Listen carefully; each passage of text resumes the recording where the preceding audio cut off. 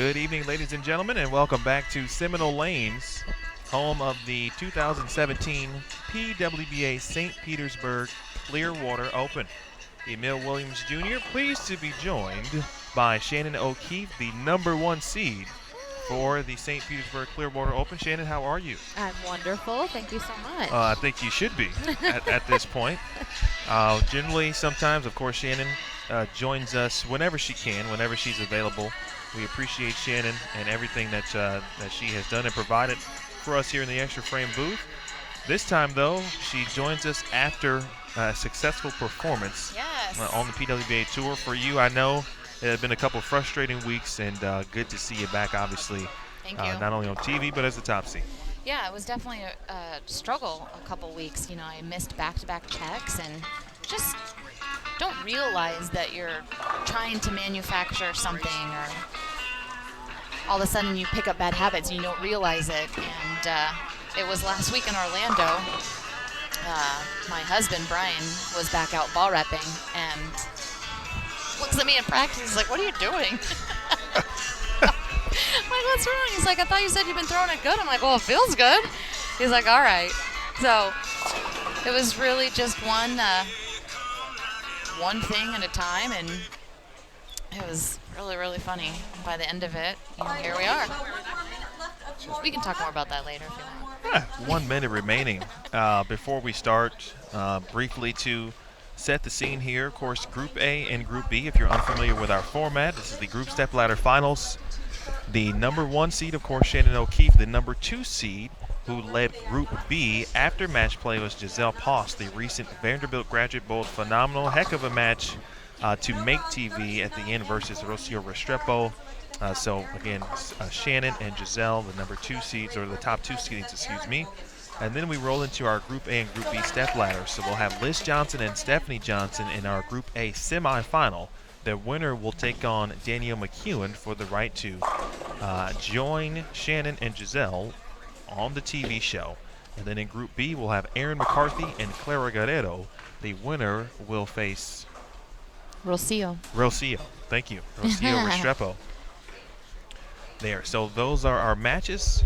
But you talk about an experienced field in the Group Stepladder Final, specifically Group A. Yeah. The 2015 Rookie of the Year, obviously the back-to-back reigning Player of the Year in Liz Johnson. And more than likely the Player of the Year this year. I mean, she's like beast mode every week. Yeah, I'm glad you said it. Because honestly, you know, when we say it a lot, but when the player says it means something a little different to the viewer. You know, I really wish that the viewers could see her do what she does week in and week out in person. It really is incredible to watch. It's humbling to be able to compete alongside of her. She's a rock star. That she is. So we are ready for action, and Erin McCarthy will start us off. McCarthy over on lane 39. Shot 300, the only 300 of the week, and she is off to a good start.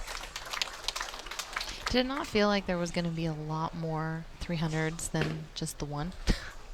I thought it was. I actually had predicted 2 by the time the cashier's round was over. Yeah. Lots of chances at it. Rare split to start for Liz Johnson. In fact, when Erin shot her 300, Camilla Dahmers had the front 11 of the big 4. That's right.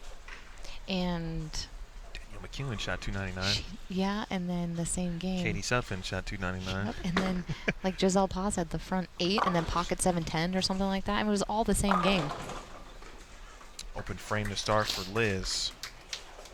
And meanwhile, Clara Guerrero 10-pin on her first offering. Talked a little bit about, of course, I guess throughout the week in regards to the lane condition. Lane patterns and conditions have been kind of a topic throughout the tour season because they have provided a diverse array of conditions and difficulties, adjustments that need to be made. This one seemed to be probably the most high scoring we've had. Yeah. But what were Still your thoughts on it? can be challenging. Absolutely. I really try to just not focus on what anybody else is doing. And so I didn't really realize scores were as high as they were until the end of the day after the first 12 games. And I pulled up the scores, and that's when I was like, whoa, okay, this pattern definitely score pace was higher. This pattern definitely pushed you to the right, and I was grateful that we were in a building where the gutter wanted to hook. If we were in a building where the gutter didn't play, this pattern would have been just as ugly as some of the other ones we've seen. Okay. So I think that component helped. The thing that you will see is everybody playing a little bit further to the right, and what you saw Liz do the very first frame, if she gets a little bit left on the fresh, there's not enough carry down yet. There's not enough push. And so it can split. The back ends are still a little fresh. So it'll it'll hook. So as the lanes transition and carry down, then you can actually get it a little bit left, and it'll want to lay there. So that is good information. yeah. Group B.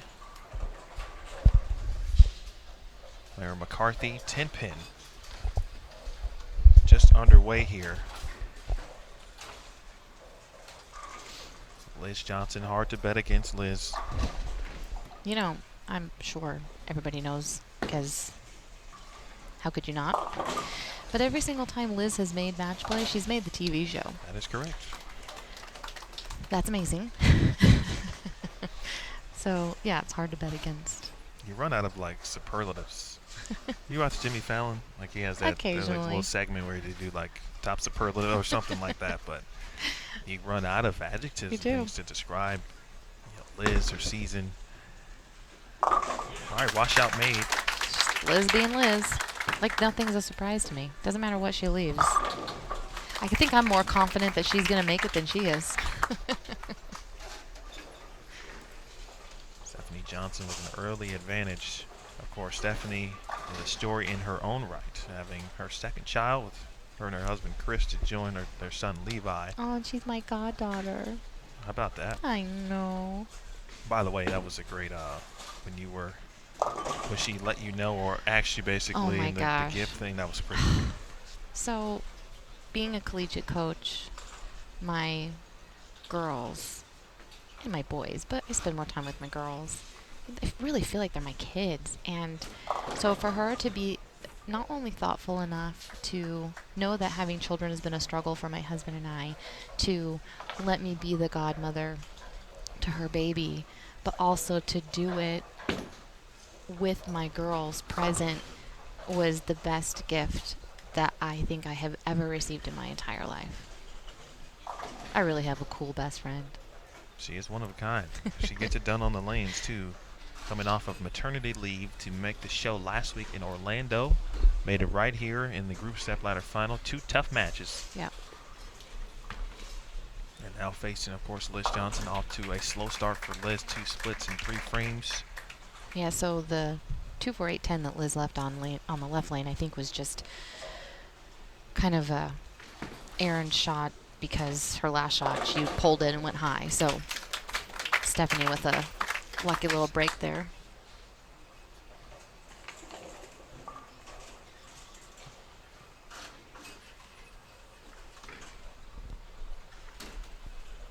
McCarthy with a strike in the third. Spare for Guerrero in the third. Now she will enter the 4th frame. You say her, ooh, you say her name so eloquently. I try hard.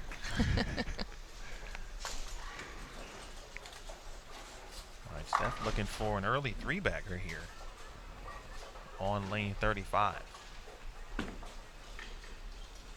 Heck of a shot there. It's a really good shot. She's feeling it.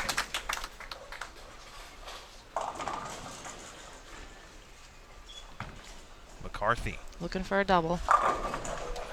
Aaron has done a lot of that. We talk a lot about players and kind of having that breakout performance on tour. You know, Aaron kind of burst on the scene at the Queens a few years ago as the top seed, ultimately losing to Liz Johnson. And so you fans, everyone kind of starts to expect certain things. Sure. And so, like a lot of players, of course, you know, it's there for Aaron McCarthy. So talented. So talented. And this could be the day. I mean, this could be it for her. Yeah. Yeah, that really is a challenging thing that not a lot of people talk about. But the biggest challenge, I think, is trying to, I kind of mentioned it yesterday when I interviewed with Jason, just drowning out the outside noise and sometimes getting out of your own head. It really is a challenge I think everybody faces at some point. And trying to live up to others' expectations of you. And that can be really challenging, can be a really slippery slope. So it's good to see her, bouncing out of it here and see her in the Stepladder Finals here. Very comforting, of course, for Aaron. Birthday was yesterday. Yeah. And so shot 300 on the day and had an opportunity to make TV here. Of course, it's going to be a tough task facing Clara Guerrero, who has been beaten twice in Group Stepladder Finals by Liz Johnson. Don't have to worry about that today. They're on opposite sides. She actually said that to me. She's like, okay, bracket. The good news is, she says, I have two good things. I made the Stepladder Finals, and Liz is on the other side. Rocio Restrepo again waiting in the wings in Group B. It's a very interesting group. The way things worked out, a lot of jockeying in position. Rocio actually started with 108. When somebody told me that, I thought they were lying. I thought it was a typo. Actually, I had to make sure that it wasn't. A little Aaron shot by Steffi. PBA washout there for Stephanie Johnson.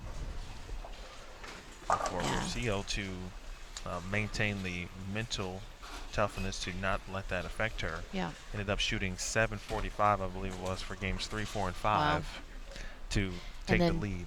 And then to be in the position she was against Giselle with both of them starting with the front six. Is that right? Yep. I mean, it was impressive. I was sitting over there watching thinking, oh my gosh, I better put my striking shoes on because if they shoot 300 and win, they could pass me over here. Jeez, that was impressive. But, back to Rocio, it really, in order to be successful out here. Ooh, good shot. In order to be successful out here, I think week in, week out, it really boils down to mental toughness. And that's where, when they're tough and the field is so good, that 1 or 2 bad weeks and you're fighting those mental demons in a hurry, and that's what makes Liz and separates her, is she doesn't let anything affect her, and she doesn't let one shot, one game, or one tournament result dictate or determine who she is. She knows who she is, and you're gonna have bad days, and she just shakes it off and moves on. It's impressive. She's impressive all the way around, and which makes I think every Group Stepladder final that we have every week presents opportunities, obviously for whoever is participating. But then you kind of break it down and who's in what group, and how strong the individual accolades from everyone. And a lot of times there's a lot of this tour players are quote unquote equal in a sense, but everyone has something that kind of separates them from everyone else. But from a talent level, I mean, it's there's generally the line doesn't move very much. No, it's pretty steady. I would agree with that. Obviously, you make the right choice and put the right ball in your hand, or make the wrong choice and put the wrong ball in your hand. That can make a big difference from week to week. And you're fighting things that maybe other people aren't fighting, and all of a sudden it turns into a mental struggle where it could have just been a different choice. And that's where it's really tough. Clara finding it over there. I think Clara's pretty determined to make sure that she ends up on television, trying to make her first TV appearance. You will make yours. Yes, finally. You two made a couple together, or at least one, if I'm not mistaken. At the 1 or 2? I really think it was 2, but I think it was 2, but I don't remember. It was 2. Rochester, right?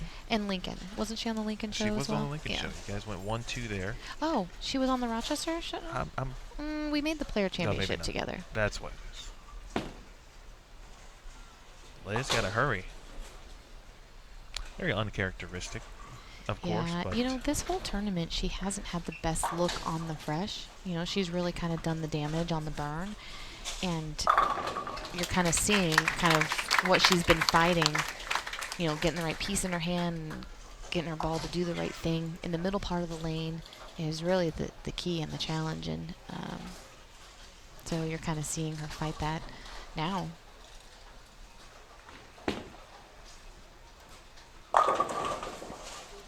And of course, you make a bad shot, or you make a good shot, and then you plaque a 10. So it's another piece to the puzzle.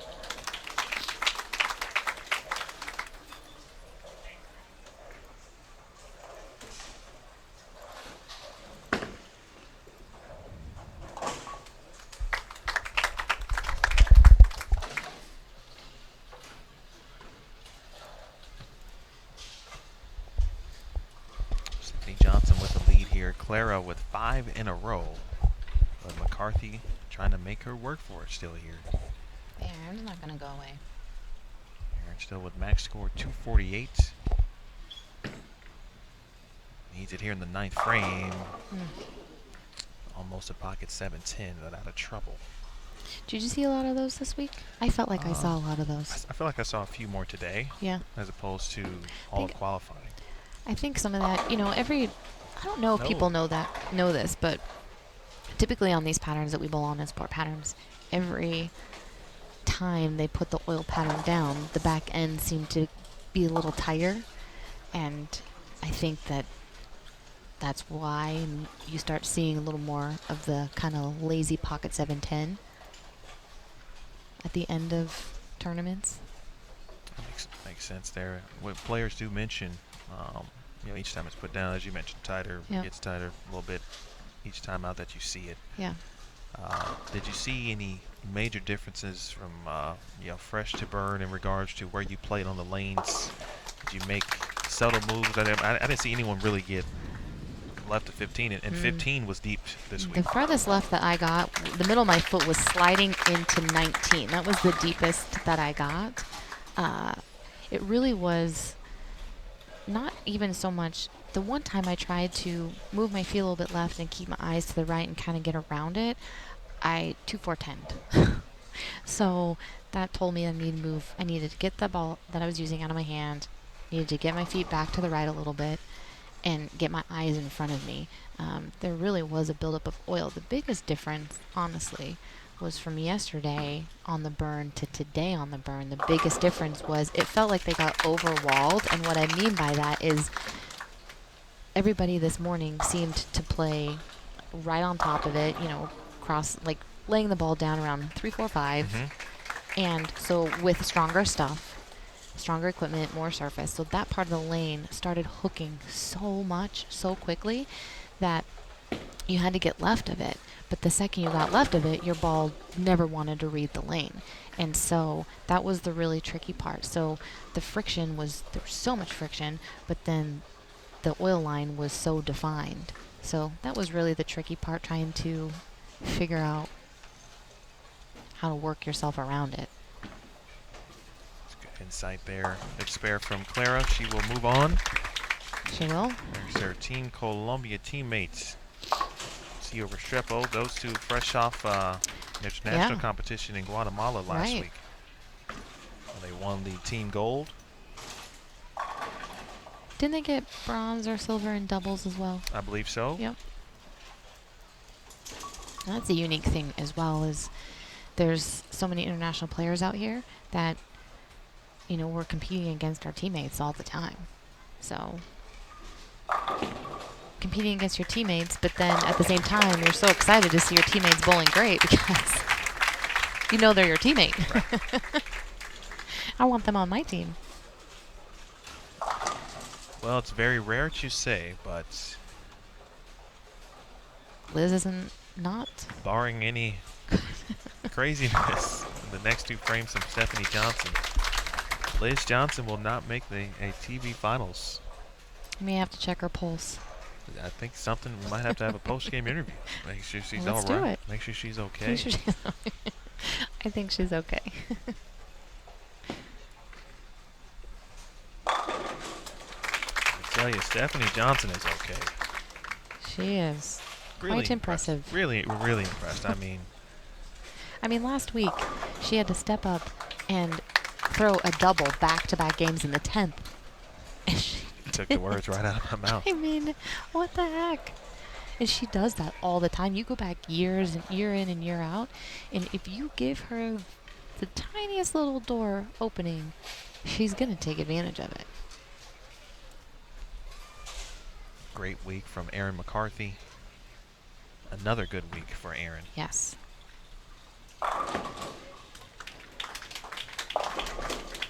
That's 2 in a row.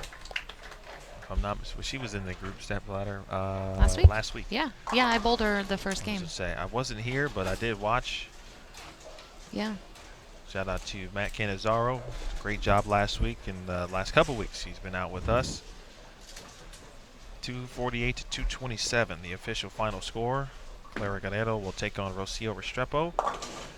Stephanie Johnson takes care of the spare. So Stephanie will defeat Liz in the battle of 2 great players who have the same last name.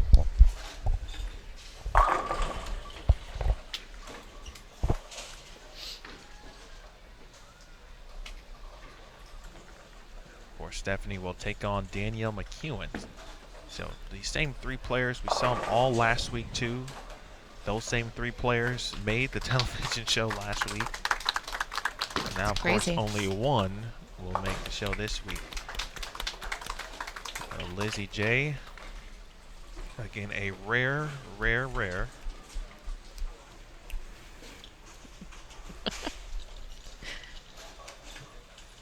time where she will not be on television. Still amazing. Absolutely.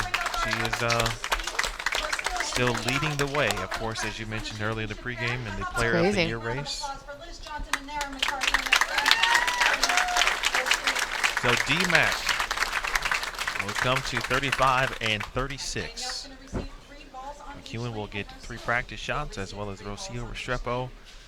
Shannon, I think 2 very interesting matches in a sense, and especially I gotta go with Group B from the intrigue perspective because of what Rocio has went through just in match play. With the slow start, the 108 game, the 745 in the middle to take the lead in Group B. Yeah. And then to start, front six versus Giselle Paus. She opens. Yeah. Paus opens in the 9th frame to potentially give Rocio a chance. Right. And then Paus gives her no chance because she strikes out, really doubles, and she'll tell you, she told me that her last shot wasn't great. She fell off, but it held, and you need those kind of things to happen to TV. But so Rocio is an opportunity here to kind of obviously still make TV, of course, despite everything that she has been through. Yeah, again, it kind of goes back to what I was saying a little bit earlier, talking about how mentally tough Liz is. Rocio's right there, too. Gosh, I remember watching Rocio when she was in college, and she was a little bit of a spray can, kind of threw it all over the place, and her emotions ran so high that one bad shot, and she was, kind of mentally done for a couple frames, and that Rocio is long gone. Get a little music here. Yeah. But that Rocio is long gone. The Rocio that you're seeing last year and this year is just, the new, mature Rocio, and that she, I think, has taken a page out of Liz's lesson book here, truly, that it's never over until it's over. And you just keep fighting and you keep pushing and give yourself an opportunity. And that's what she does week in and week out. Nothing rattles her. And it really is a lot of fun. It's really a lot of fun to see her grow up and be as successful as she is. And here she is with the opportunity to make another show. She won the first title of the season this year at the Cubica AMF PWBA Sonoma County Open. Danielle McEwen trying to make back-to-back shows. Yeah, that's fun. And Stephanie, back-to-back shows. So one of these girls you're going to see make a back-to-back television appearance, and that's pretty cool. It is. It's going to happen certainly for one. D-Mac, earlier in the season, she told me she was, kind of, it is small similarities to what you said a little bit earlier, just trying to get out of her own way. Yeah. and she was kind of working on that. It's still a work in progress, and it looks like she's kind of back to being herself, if you will. Yeah. She's one of the best shot makers. She's a robot. Tour. We literally call her a robot on Team USA. We call her our robot. And we were bowling the World Championships in Abu Dhabi a couple years ago. And Shannon and I were bowling with her. And she threw a bad shot. She split. And she was all frustrated. And I just walked up to her and tapped her on the back and acted like I was pressing numbers on her back. And boop, boop, boop, boop, boop. Okay, you're rebooted. Our robot is rebooted. You'll be okay. Don't worry about it. I know the secret code. And sure enough, she just freaking struck forever. It's quite amazing. It's, she's physically so sound. You're not going to find many bowlers more physically sound than Danielle McEwen.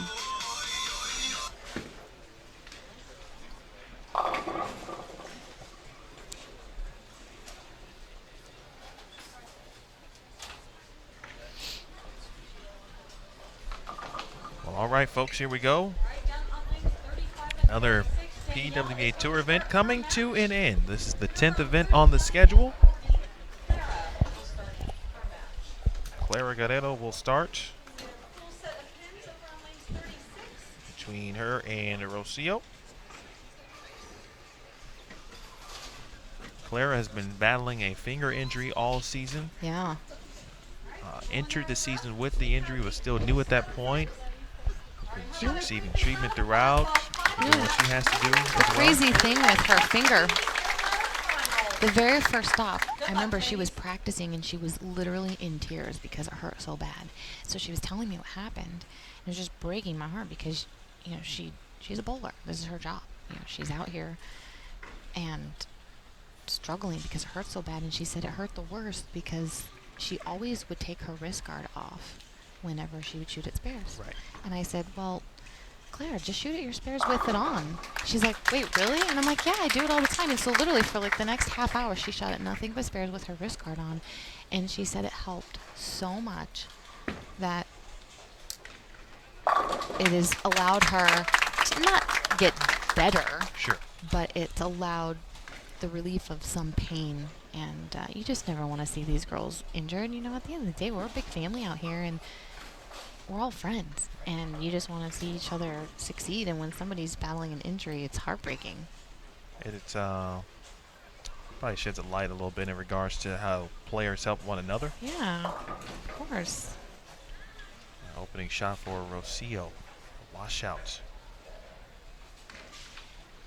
All right, one game here, but we've had a game bowled. Of course, there's been practice by all the players participating. Yeah. What are you thinking from a lane play perspective? I know most will keep it the same, but anything that we should look to, or from a lane play perspective. Well, I think the one thing, it'll go back to kind of what I said. Stephanie and Claire had to exit the pair while Danielle and Rocio got practice shots, and Rocio, I think, is a little bit further left, but Danielle, she's right of Stephanie. She is on top of it. And so the thing that Stephanie has to look out for is that early friction, and making sure that she just stays ahead of the moves. Last week, I exited the pair and came back and bowled Liz, and out of nowhere, the lanes, they just hooked so much so fast that it ended up making a 5-3 adjustment. Wow. 5 frames in. So they just have to watch what their ball is doing. Watch their ball exit the pin deck. That's something that's really hard to do, but something that's really important. If you see that ball exiting the pin deck, hitting more of the 8 pin, chances are you may be on the verge of a 9 pin or a 4 pin. Conversely, if you see your ball exiting the pin deck and kind of deflecting towards the 10 pin, chances are your ball is either burning too early or it's not picking up enough. Wise words there. Yeah. So you see Stephanie here on lane 35. That was not a bad shot, and it just read it really early. And something else in this center that I picked up on is most left lanes hooked a little more, a little sooner. I saw there's been several shots very similar to Steph's. She's done that a couple of times throughout the day on this pair, just watching. But other players have done the exact same thing in the exact same spot. Yeah. Ball Right. would read early. So the thing to do, if she moves one with her feet and opens up her ankle, all of a sudden she may two-pin. And so the move is actually a 1-and-1 left and just catching just a little bit more oil in the front. Joined in the booth by Shannon O'Keefe. If you're just joining us, my name is Emil Williams Jr. You are watching Bowl TV on Extra Frame. This is the Group Stepladder Finals, the PWBA St. Petersburg-Clearwater Open. These two matches will determine our final two participants into the TV Finals. Good shot there from McEwen.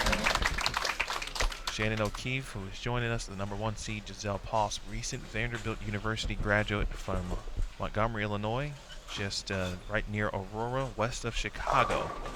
As the number 2 seed, Clara Guerrero, pocket 710. Yeah, that was a really good shot. Could be experiencing just a little bit of carry down, or she may have missed it a little bit, just the tiniest little thing, and that ugly split's just staring you in the face.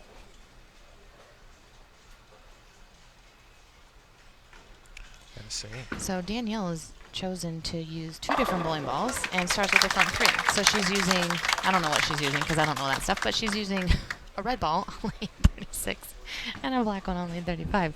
So she's definitely seeing a little bit of a difference from lane to lane and has chosen 2 different bowling balls to attack it. I'm not sure what the dark ball would be, but I have a guess. Be like the code. Oh, the code series. Yeah, I don't know their stuff well enough.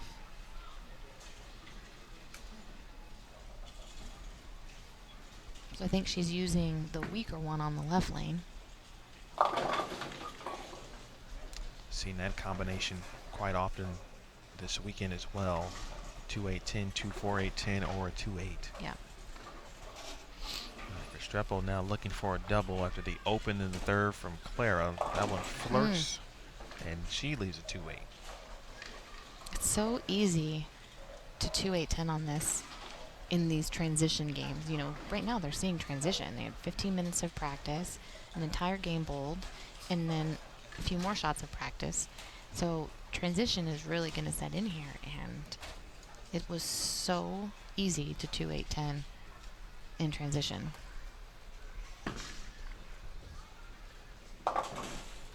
Steph will take the count.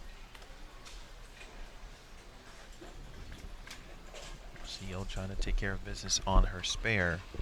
That is not a spare I want to shoot at. No, it's not easy. You're not really sure what the lanes are doing.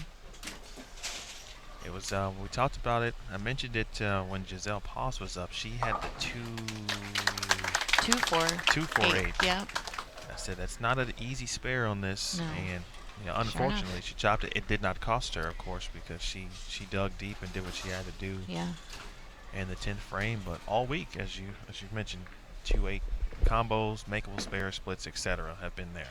I think I made all of my 2-8s and was giving myself a big high five every time I made one, because making a 2-8 when you're just really not sure what it's going to do across the lane is really like throwing a double.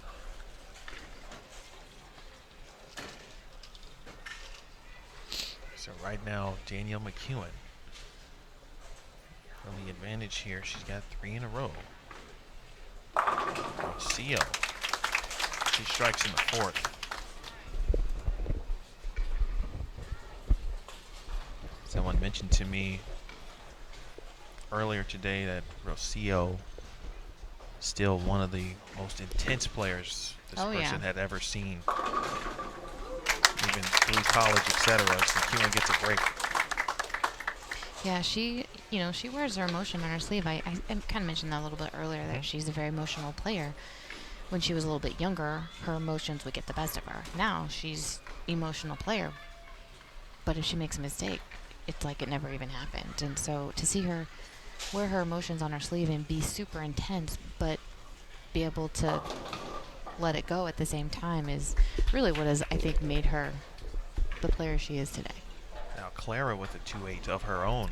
Yeah, I think they're both starting to see a little bit of, I'm not right behind her, but it looked like she missed a little bit right on that lane. So they're both seeing that lane. Uh-oh. That one was right I was right. Hannah McEwen now in the 2-10 split. Starting to see that carry down just ever so slightly. Talking about emotion, someone who doesn't really show too much on the lanes is Danielle. No. She'll give you the occasional fist pump. Yep. Maybe the slight step off if she likes the shot, but Yeah. that's about it. Yeah. It's very reminiscent of Liz. She's like a young Liz. There's not a lot of emotion going on there. It's just kind of a workman type mentality. They just get up, they do their job, and move on. And you can't tell if they're shooting 150 or 250. I can't do that. You're not wired. It's that really way. hard for me. I fist pump if I win Monopoly at home. Are you kidding? Well, Monopoly's That's a big deal. right. That is actually. I mean, you know, Brian you don't gets mess so around mad. with Monopoly. He gets so mad when we play Monopoly and he loses. This is not a game of skill. This is a game of luck. I'm like, whatever. Tell him you got to get his hotel skills, hotel building skills up on those properties. Fast 8 there for Clara. Let's see if Steph will bounce Good back shot. here. That's a good shot. For a That's double.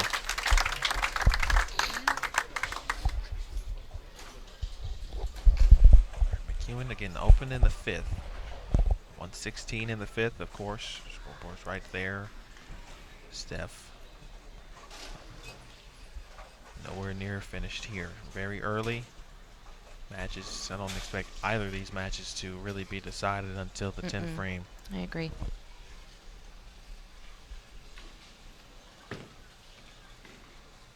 Nice spare for Clara.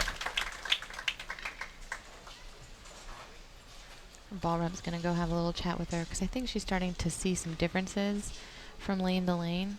So he's going to check in with her. Good one. And week 10 there. You have been providing the television viewers with some great information and insight. Oh. So while the viewers on Extra Frame right now know you, hear your voice, watch you bowl, but now they watch you on the CBS Sports Network in a different role. Yeah, I'm just trying to be like you, Emil. That's all. Should be like The smooth sounds of Shannon. Just kidding. doing some good stuff there. I Thanks. think the viewers are appreciating it as well. I hope so. The biggest thing is I just want to make sure that I'm doing the girls that are on the show justice and make sure that I'm, giving them the credit where credit is due because what they're doing week in and week out is amazing. And, I mean, gosh, you guys saw it on the Player Championship show. If you're watching it, the things that Liz Johnson did in the middle of the match to then go on to win, I mean, that is just risky and greatness.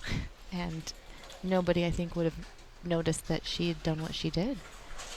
For those of you that don't know, she was using one ball on the right lane and one ball on the left lane, and mid-match, and mid-match, she just decided to switch the balls. So the ball she was using on the left lane, she started using on the right lane, and vice versa. And she struck out to win. I mean, it was truly incredible to witness. Who does that? Not me. I don't even know if I would think to do that. Exactly. Maybe that's why I haven't won a major. Maybe that's why she has 9. Wow. Or 10. How many? She has 9? 9. 9. Streppel after a 2-8-10. Oh. Oh, jeez. And a 7-10. Just punch her while she's down. Jeez.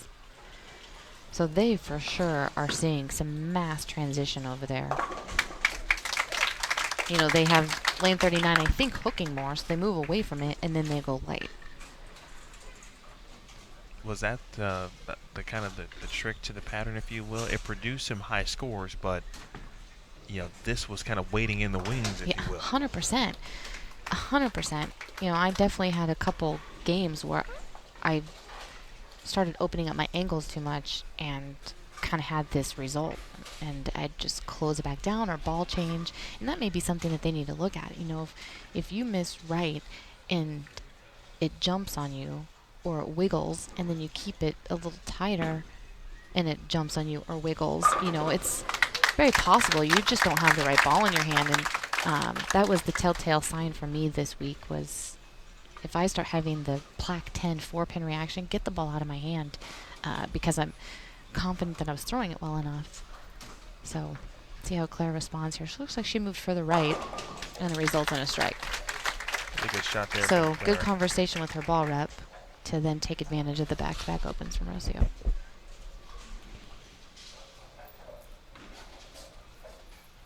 On TV, looking ahead, the winners of these two matches would face each other in the opening match on television. The show will be taped August 6th in conjunction with the U.S. Women's Open and will air August 22nd. A shot there from Johnson. Really good shot. Of course, for Steph, last week the homecoming back to Orlando, back to a place where she had a lot of success at Central Florida. Right. Worked at the center, Boardwalk Bowl. Crazy. Tons of practice there, obviously, of course, in competition. Oh, what a shot there! That was a really good shot. She definitely made some adjustments there, and it resulted in a really great double. You know, sometimes I'll get back to Steph in a minute, but sometimes people throw shots, and I'm sitting here going, Ooh. "Wow, that was really good. That was really good." Oh, that's awesome. Okay, but Steph, Back of to course, does that. Maternity leave, comes back, and then she gets to bowl, and potentially could bowl twice. This one's not over. Yeah, not over. At her new home or Her present new home. home, yeah. Plano Super Bowl. How crazy is that? I mean, it's just, if that wasn't destined to happen, I don't know what. I told her you can't write it any better, No. except obviously she'd If have she to win wins, it, yeah. of course. Strepo, after 2 splits, she does Answers the job. back.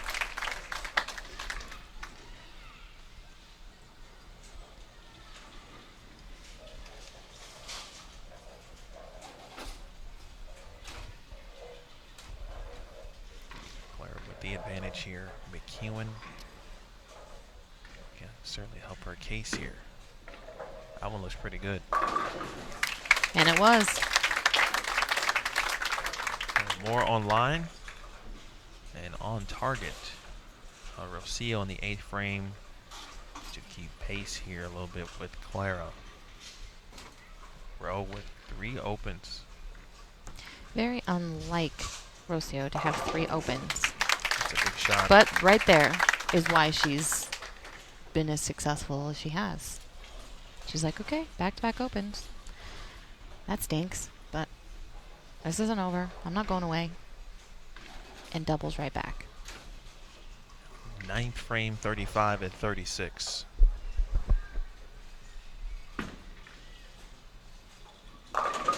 Ooh. No love on the 7 for McEwen. Right now she'd be looking at 235 max. She can still shut out Stephanie Johnson if she makes the spare. Clara. It's good. 3 in a row. Oh. Wow. She's feeling it now. On the 10 pin. Clara will give you that left hand arm fist pump. Yeah. She's going to bring it back toward herself. Payal. Again, she's been close several times this season.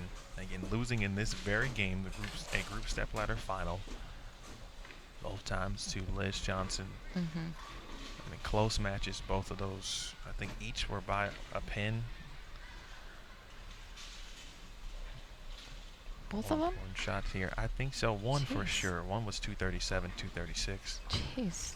That was Wichita, right? Yep. Oh! It could be your day, Clara. There you go, Clara. Chip 9. Stephanie needs this one. All right, Steph J. It's close. Ah, The 8 pin will remain. A much needed shot there. was as needed. Shannon alluded to. Danielle did make that spare. Again, Danielle can shoot 235 max now. As Stephanie Johnson can do with this spare is shoot 212. Yeah. She'll need a lot of help from Danielle, of course, in the 10th frame. Seal. They have bounced it a little bit. It's a carry, but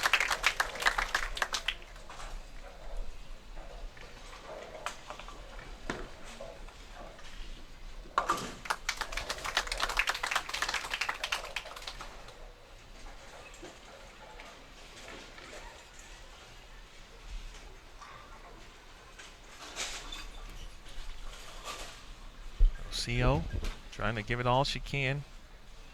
One thing I credited Rocio, I noticed she lost in the Group Stepladder Final. I can't remember the stop, but relatively within the last month. The match was over a few frames earlier, but she did not take it like it was over. No. Every frame, 100% Yes. on each shot. That's what you have to do. I actually took a little bit of that approach this week and wasn't over until the day was over, and it made a huge difference. Sometimes I don't realize I mentally kind of quit, kind of check out. And it's really important not to do, especially in these situations, because things can change so quickly. So Stephanie is going to lose here to Danielle, so Danielle will make this show sitting on the bench. Be 2 in a row for McEwen. Restrepo. Another great shot for Rowe. It's 5 in a row total. Again, Clara's max score is 244. Yeah. If she were to go 9 out, that would be more than enough to win the match. Yeah. And so Clara Guerrero, Yeah. Danielle McEwen, of course, we'll wait till it's all tallied up. For McEwen, now back-to-back shows. She's going to go now next week to Rochester. Not her home city, but of course her home state. Close. Yeah. I think she's like 4.5, 5 hours away. Drivable distance, and get some extra comfort in that regard. Yeah, and that's perhaps nice. Make it a three-peat. Good thing Yeah, that it don't happened matter. when it did. Yep, it don't matter. 2-4-8-10. 2 frames earlier, and we'd be looking at a different match We would. potentially. We would. Now Clara will get that opportunity here. Rocio does strike out, shoots 204 to not necessarily a victory lap, but for her, much needed so far this season. She's worked hard, she's battled injury, and has been close. It's good. And there it is. She would say, vamos.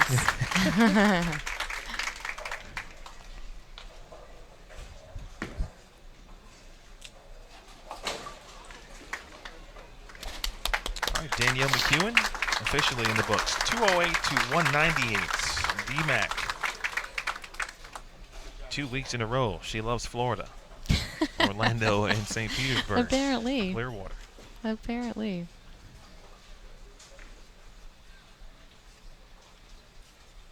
All right, Clara. Finishing out here. So exciting for her. Good friend, roommates. Watching as well, Sandra Gongora. Great job from Stephanie Johnson. Steph guaranteed, of course, to bowl for a title. Yes. And that's, we talked about it a little bit yesterday. That's going to be, obviously, really her only way to make to a Towards, championship. Yeah. Yep. But the fact that she still has that opportunity is pretty cool. Now, No, there you go, Clara. we'll have the opportunity as well. 244, excuse me. Oh, that pin fell. 244 Yeah, she's 244. to 204. Well, Good job, Steffi. Shannon, appreciate you joining us. Thanks, Emil. Thanks for having me. You're It's going been to fun. go take a picture. I'm going to Alrighty. take the picture. Okay. And All it right, is- Extra Frame fans. Thanks for tuning in. That is Shannon O'Keefe, the #1 seed for the the PWBA St. Petersburg-Clearwater Open. I'm going to go take a couple photos, folks. We appreciate all of your viewership this week. It's been fun. Her back-to-back telecast from Stony Point, New York, Danielle McEwen.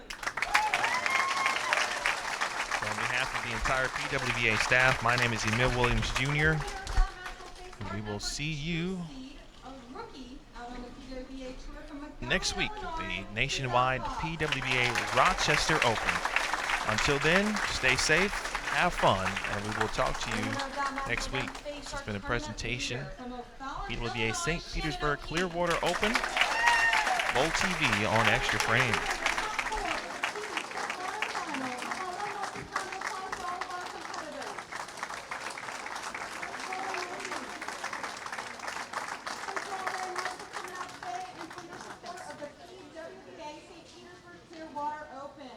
On behalf of the entire PWBA staff and crew, thank you, and we hope to see you again soon at another PWBA event.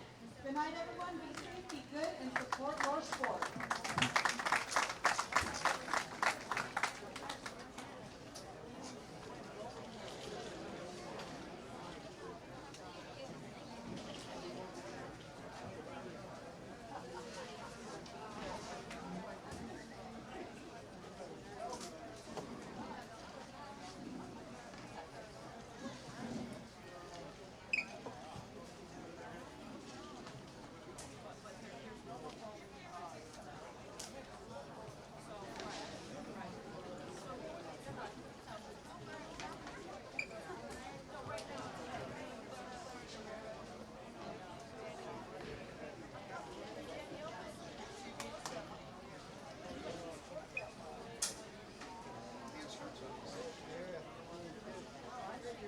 Goes by average. This part goes by average because they have different number of games. As